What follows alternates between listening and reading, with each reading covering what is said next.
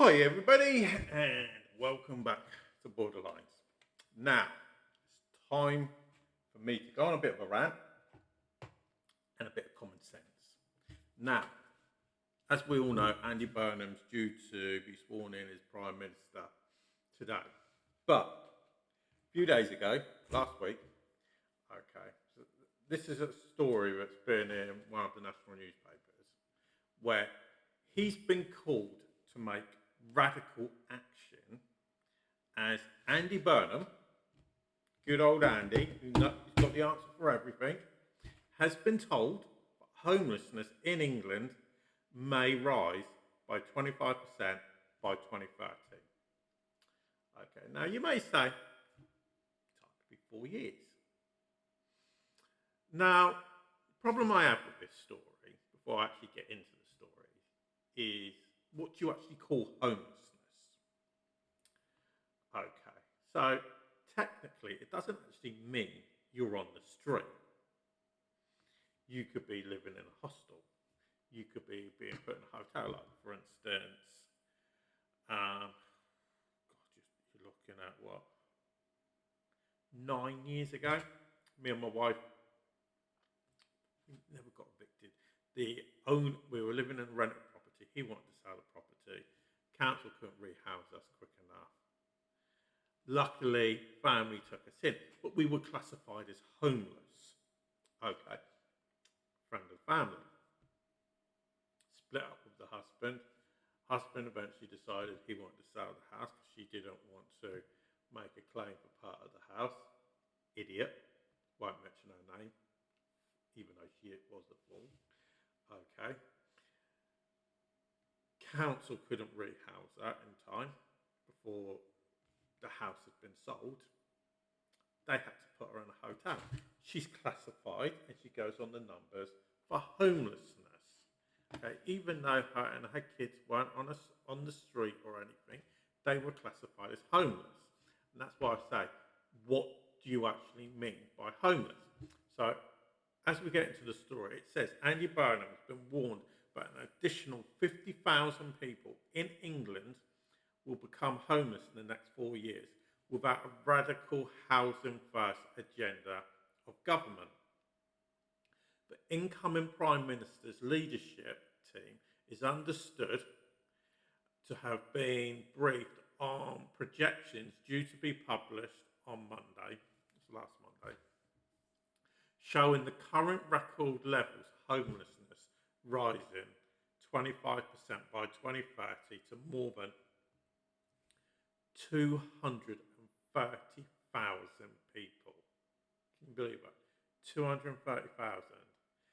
Burnham has promised the biggest council house building programme, I find this a bit funny, since the post-war period if he becomes Prime Minister, as expected on 20th of July. Now the problem is, he ain't going to do it. Right. I'm 40 plus.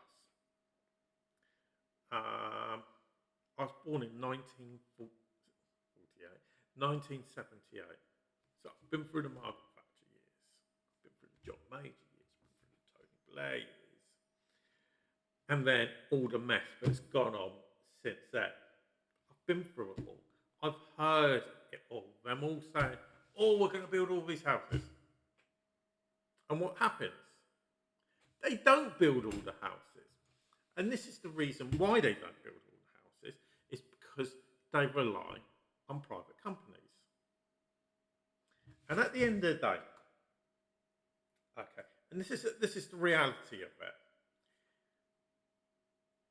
it. I'll tell you what. Let's look at Prime Minister, the President of America. He's in that industry. Is he going to want to, say, for instance, build a hotel or whatever? Okay, when the market's low or at a medium price. Was he going to wait until the market goes right up so then he can start selling at a higher rate?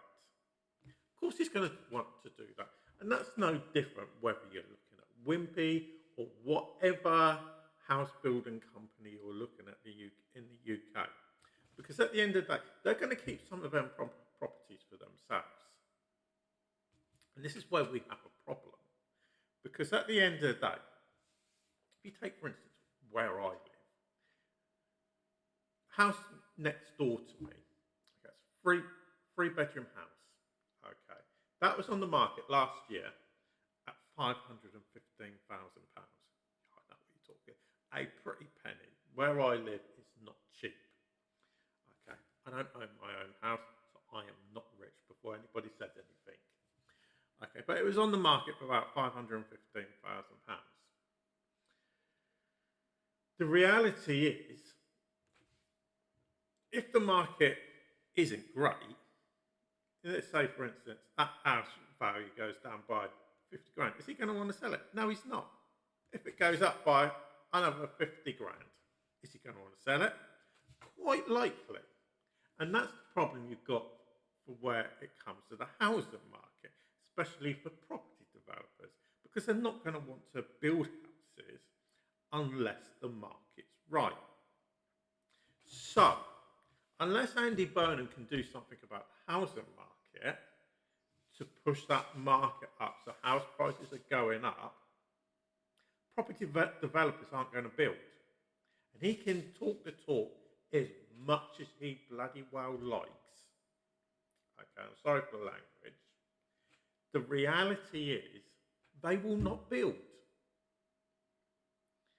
Okay, unless he puts them into a position and says, you build these houses right here, right now, or we'll take the land off you. Those are your two choices. You build, we take the land off you. And that's the reality of, that's the only way it's going to get done. And the other thing is, Andy Burnham needs to look at the type of properties that are getting built. Because a lot of the time,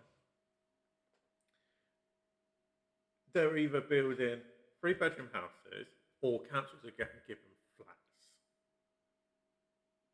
Okay, very small amount of people, amount of properties which are 4 bedrooms that are being handed over to councils.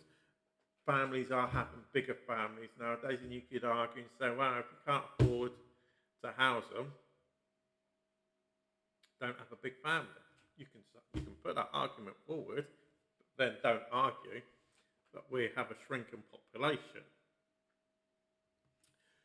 So when you look at this, I don't see any easy fix, and I don't see how Andy Burnham is actually going to fix this, because it's just more promises that politicians are going to make, and you can be guaranteed they're going to break them. Because let's not forget, when Keir Starmer came in, he said, massive house building project. We're going to invest all this money into it. We're going to build all these new houses. Under the Conservative, they said exactly the same. Nothing got done. It's nothing but broken promises.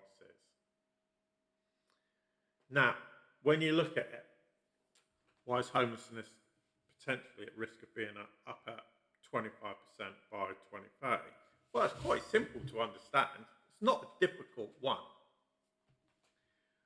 All you've got to go do is go back to 2010. Okay, in 2010, the markets crashed because of the banks. And who was it? I think it was Alistair Campbell. I was watching him doing a podcast. And he spoke about this. And the reality is, as a country, we've never recovered since then. Brexit made it worse. COVID made it worse. Okay. So that's one thing. Businesses have never really recovered. They recovered a little bit, but they've never fully been able to recover. So there's no surprise that people are ending up on the streets.